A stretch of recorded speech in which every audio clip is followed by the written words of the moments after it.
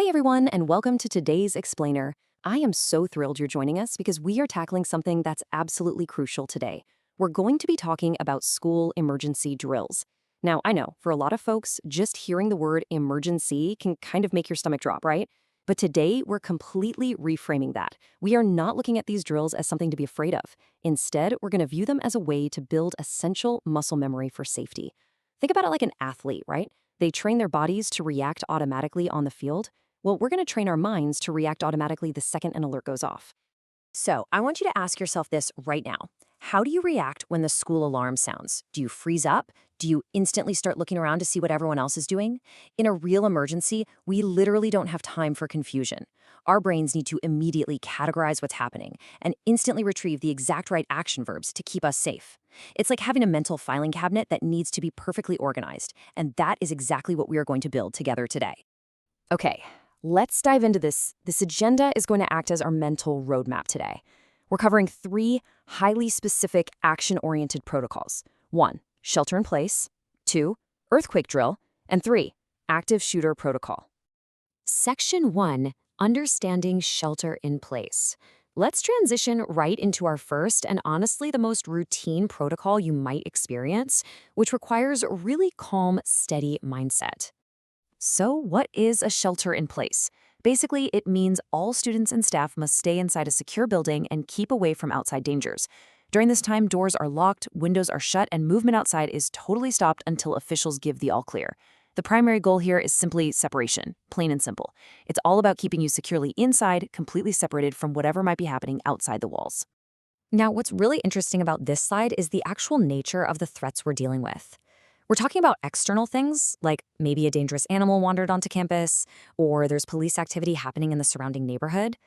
Because these threats are strictly outside, it means the inside of your classroom remains a completely safe, controlled environment. You aren't hiding from something inside, you're just blocking the outside world from getting in. Because the inside is already secure, the steps here are super methodical. First, all doors get locked, interior and exterior. Second, everyone stays indoors. Nobody leaves the room. Third, teachers will take attendance to make sure every single student is accounted for. And fourth, and honestly, I think this is the most reassuring part, you just continue teaching and learning activities. That's right, once the room is locked down and attendance is taken, normal class operations actually just continue. It's literally just a regular class period, just with the doors locked. To really anchor these steps in your visual memory, take a look at the official protocol poster. Notice the clear, calming icons. You've got the padlock for locking the doors, the house for staying indoors, the clipboard for taking attendance, and the book for continuing to learn. It is a highly structured, totally low-stress response. But you might be wondering, what happens if I'm not in a classroom when the alert sounds? Well, this is a crucial contingency role you absolutely must commit to memory. If a shelter in place is called during a break or during lunch, staff and students must immediately return to their previous class period. Don't try to guess where to go, and definitely don't just duck into a random room if you can help it. Go straight back to the teacher you just had so they know exactly where you are and can account for you. Section 2, earthquake. Drop, cover, hold on. All right, let's shift our energy a bit here. We're moving from the calm, steady pace of a shelter-in-place to a much more physical, rhythmic protocol. And this brilliantly illustrates the shift in action. Notice how active these visual icons are compared to the last set. This is definitely not about sitting at your desk and continuing to read. The absolute second you feel shaking or get an earthquake alert on your phone, it is all about immediate bodily protection. I want you to drill these 3 primary action verbs into your head right now. Drop, cover, and hold on. First, you drop exactly where you are onto your hands and knees.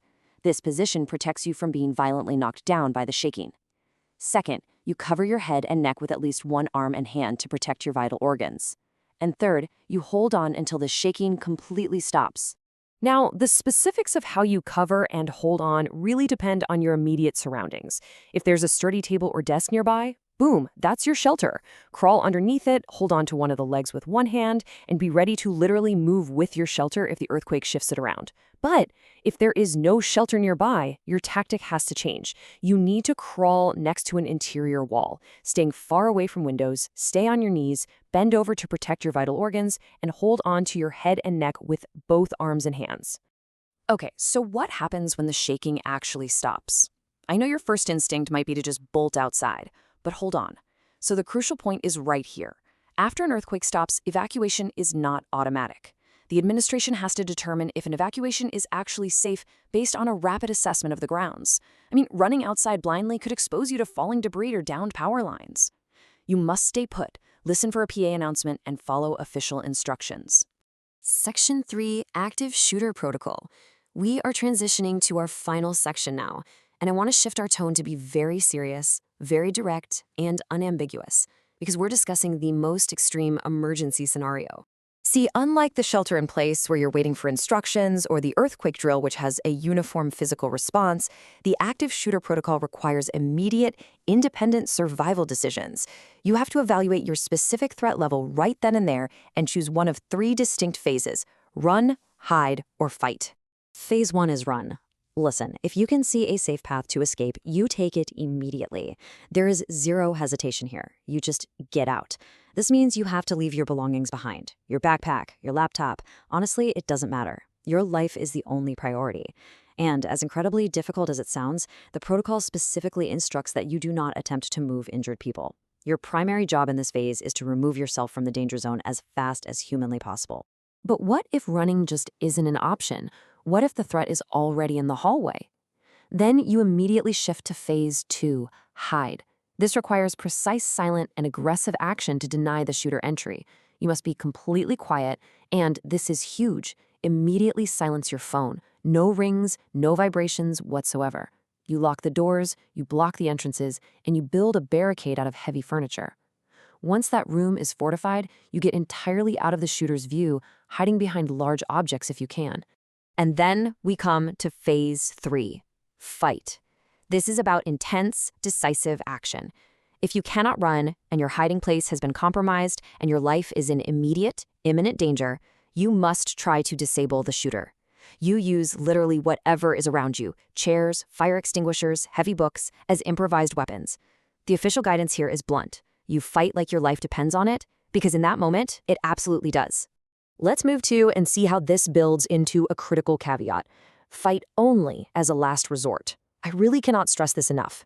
You do not go looking for a fight. You don't try to be a hero if you have a clear path to run or a secure place to hide. Fighting is exclusively the final, absolute last option when all other survival paths are completely blocked.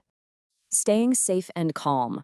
Okay, let's take a collective deep breath and synthesize what we've covered in this explainer today. We started by stating that emergency drills are not about sparking panic, right? They are entirely about empowerment through structured knowledge. Whether it's the calm separation of a shelter-in-place, the physical protection of drop, cover, and hold on during an earthquake, or the rapid decision-making of run, hide, fight, you now have a mental roadmap. You know exactly what the expectations are for each unique situation. So, I want to leave you with this final, provocative thought. We've built your mental filing cabinet today. We've stocked it with the exact right actions for the exact right moments. The next time an alarm sounds, breaking your normal routine, will you know which verbs to pull out and use when it truly counts? Thank you so much for joining me in this explainer. Stay safe, stay prepared, and keep learning.